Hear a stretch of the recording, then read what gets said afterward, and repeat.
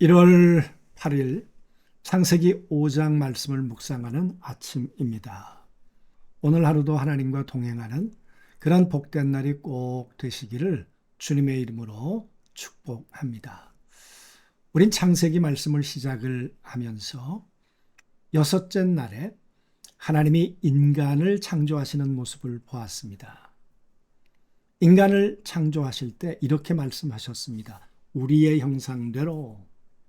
하나님과 예수 그리스도와 성령님이 공유하고 계셨던 그 형상대로, 우리의 모양대로 저 인간을 만들자. 그래서 우리의 형상 속으로 들어와 우리와 함께 소통하며 살아가는 그런 존재로 인간을 만들자. 그렇게 만들어진 인간은 에덴 안으로, 동산 안으로 초대를 받았고 하나님과 행복한 동행을 하며 살았습니다.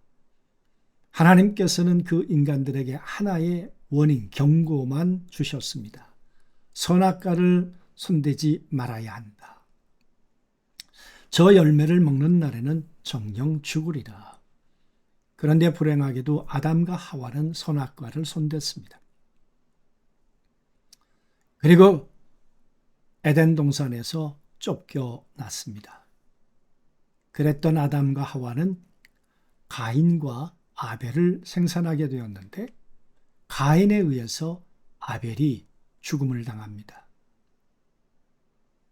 4장에는 그 이후에 가인의 후손들이 어떻게 문화를 만들고 어떻게 성을 만들어 가면서 그들이 족보를 이루어 갔는지 번성해 갔는지를 기록해 놓았습니다.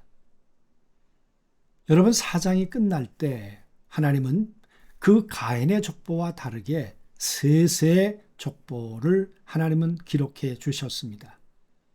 그리고 셋을 통해 에노스라고 하는 연약해서 하나님의 이름을 부를 수밖에 없는 한 사람을 소개하면서 바로 이 에노스가 하나님께서 기대하셨던 사람이다. 비로소 여호와의 이름을 불렀더라. 그래서 여러분, 비로소라고 하는 부사가 참 많은 의미를 함의해 주었었습니다. 그리고는 오늘 5장으로 연결돼 오는 것이죠. 여러분, 5장에 들어오면서 다시 아담의 계보라, 족보를 언급을 합니다. 여기서 말하는 족보는 셋, 그 다음에 에노스, 그리고는 그 하나님의 형상을 가지고 있었던 바로 그들의 계보를 말하고 싶었던 거겠죠. 그래서 5장을 시작하면서 창세기에 언급됐던 하나님의 형상대로 지음받은 그런 존재라는 것을 다시 언급을 하십니다. 왜 그랬을까요? 가인의 족보하고는 다른 하나님이 기대하셨던, 원래 소원하셨던 하나님의 형상을 가진, 형상 속으로 들어와 함께 하나님과 소통하는 자들을 하나님은 족보로 삼고 싶으셨다는 거죠. 그래서 여러분, 오늘 이 창세기 5장은 바로 그런 얘기 아니겠습니까? 족보는 혈통이 아니다. 소통의 역사를, 하나님의 형상 안으로 들어와 함께 살아가는 그런 자들의 역사를 하나님은 기록하고 싶었던 것이죠. 이랬던 이 족보 이야기는 계속 이렇게 전개돼 가고 있습니다. 아담은 수많은 자녀가 있었을 것인데 왜 오직 셋만을 언급을 했을까요? 그 이유는 무엇이었을까? 그 말이에요. 성경은 아담의 다른 자녀들의 이름은 기록하지 않았습니다. 족보는 의도적으로 한 줄기에만 집중합니다. 이 선택의 이유는 셋의 계보가 가진 독특한 정체성 때문이었는데, 그것은 하나님의 형상을 가진 이 에노스와 같은 존재, 이런 존재들의 이 족보가 계속해서 형성돼 가기를 원하셨다는 거죠. 여러분, 우리는 이 창세기 4장과 5장의 말씀을 보면서 두 족보의 엄청난 충돌을 우리가 봅니다. 4장에서는 가인의 계보고요. 5장에 들어와서는 셋의 계보입니다. 셋, 하나님의 형상을 이음받은 존재이고, 에노스는 여호와의 이름을 비로소 불렀던 존재이고요. 에녹은 죽음을 보지 않고 하나님과 동행했던 사람이라고 했습니다. 그리고 라멕은 하나님의 안위를 예언했던 그 이름의 뜻을 가지고 있었죠. 여러분, 창세기 5장은 낳고 죽고 낳고 죽고 낳고 죽었다 죽었다 죽었다 죽었다. 그러나 죽지 않는 한 사람이 있었어, 에녹이다. 하나님께서는 왜 창세기 5장 말씀을 바벨론 포로들에게 기록해주고 싶으셨을까요? 너희들이 보고 있는 이 거대한 바벨론 제국은 가인의 계보와 같은 것이다. 그런 이야기 아니겠습니까? 난 너희들에게 포로로 잡혀 있지만 난 너희들이 셋과 같은 존재, 에노스와 에녹과 라멕 같은 존재이기를 원해. 그래서 너희가 이 땅에서 믿음으로 살다가 죽음을 보지 않는 영원한 하나님의 기업을 꿈꿨으면 좋겠어. 여러분, 하나님과 동행했다는 이야기는 믿음의 또 다른 이야기 아닙니까? 그래서 이 바벨론 포로 가운데 너희가 살아가야 할 것은 뭐냐? 내 언약에 대한 믿음, 내가 너희를 향해 어떤 모습으로 창조했는지 창조의 원형을 찾아가는 것이 너희에게 오늘 필요한 일이야. 여러분, 그 이야기였겠죠. 그런 믿음의 사람들이 너희의 후손들이 되었으면 좋겠고, 그들이 나의 언약을 붙들고 예루살렘에 돌아가 다시 하나님의 성전을 재건하고 에녹처럼 믿음으로 살다가 하나님의 안위를 받는 라멕 같은 존재가 너의 후손이 되었으면 좋겠어. 여러분, 그런 메시지 아니셨겠습니까? 셋의 계보가 보여주는 최고의 이상은 에녹이었습니다. 낳고 살다가 죽었다, 낳고 살다가 죽었다. 그러나 죽음을 보지 않는 한 인물, 바로 에녹처럼 말입니다.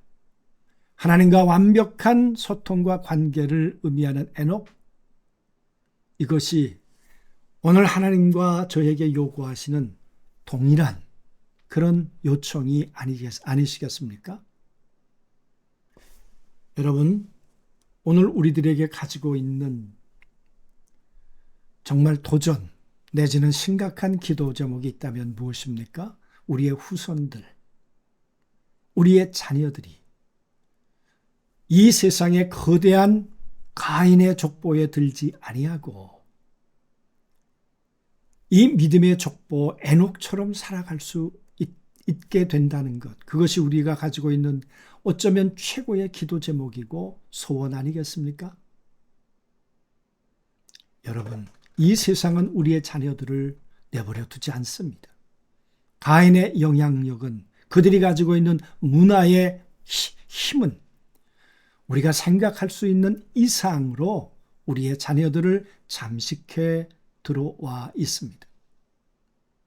이들에게 어떻게 에녹처럼 살도록 할 것입니까? 어떻게 이들을 에노스처럼 살도록 할 것입니까? 여러분, 눈물 없이는, 하나님에 대한 갈망 없이는,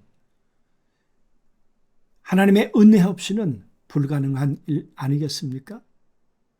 그러므로 오늘 이 아침에 우리가 해야 될 일이 있다면, 하나님, 내 자녀들이 이 거대한 가인의 제국 앞에서 에노스처럼, 그리고 에녹처럼 믿음의 사람으로 살아가도록 하나님 은혜를 베풀어 주시고, 그들의 소망은 땅이 아니라 죽음을 보지 않고 영원히 부활의 영광을 얻게 되는 그런 믿음의 후손들로 우리의 자녀들이 꼭 세워지도록 하나님 도와주옵소서.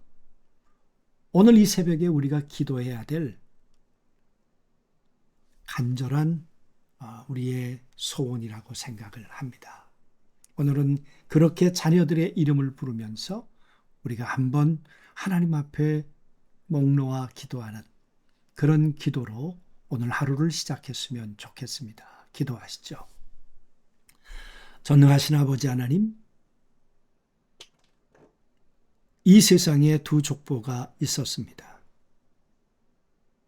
가인의 족보와 셋의 족보, 하나님의 형상을 파괴하는 족보와 하나님의 형상을 붙들고 하나님의 형상 속으로 들어와 하나님의 형상을 찾아가는 족보.